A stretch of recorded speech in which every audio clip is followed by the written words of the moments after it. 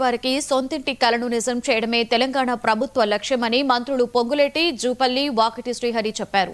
అర్హులందరికీ ఇందిరమ్మ ఇళ్లు ఇచ్చి భరోసా కల్పించడమే సీఎం రేవంత్ రెడ్డి లక్ష్యంగా పనిచేస్తున్నారని ఎమ్మెల్యే వీర్లపల్లి చెప్పారు.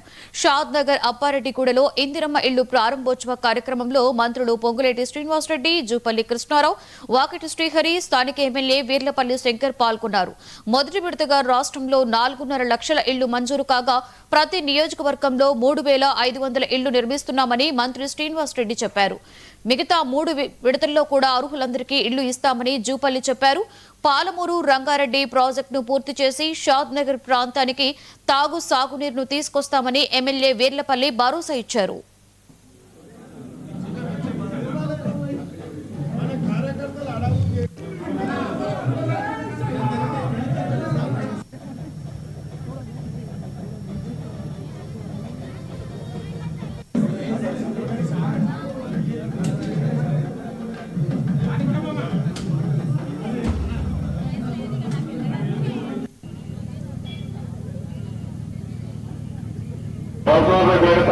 వాస్తవంగా 4.5 లక్షల ఇల్లు ఇచ్చి ప్రతి ఇంటికి 5 లక్షల చొప్పున ప్రతి నియోజకవర్గానికి 3,500 ఇల్లు ఇవ్వటం జరిగింది. మన శాంతినగర్ నియోజకవర్గంలో కూడా 3,500 ఇల్లు ఇచ్చాం. ఇది మొదటి విడత ఇచ్చాం. ఒక శాంతినగర్ నియోజకవర్గంలోనే కాదు, రాష్ట్రంలో అన్ని నియోజకవర్గాలకి ఇదే విధంగా ఇచ్చాం.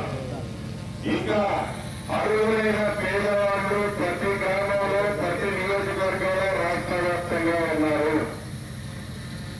గౌరవ ముఖ్యమంత్రి రేవంత్ రెడ్డి గారి ఆలోచన కానీ, మీరు ఎన్నుకున్న మన ప్రభుత్వం ఆలోచన కానీ, పేదవాడి ఆత్మగౌరవాన్ని కాపాడటం కోసం, పేదవాడికి భరోసా భద్రత ఇవ్వడం కోసం, పేదవాడికి అండగా ఉండటం కోసం ఆ పేదవాడు ఎన్నుకున్న ఈ ఇందిరమ్మ ప్రభుత్వంలో తప్పకుండా ఇంకా 3 విడతల్లో అర్హులైన ప్రతి పేదవాళ్ళకి ఇందిరమ్మ ఇల్లు వస్తుందని ఈ వేదిక ద్వారా ఈ శాంతినగర్ నియోజకవర్గమే కాదు, రాష్ట్రంలో ఉండే ప్రతి గ్రామంలో ఉండే పేదవాళ్ళకి తెలియజేస్తున్నారు.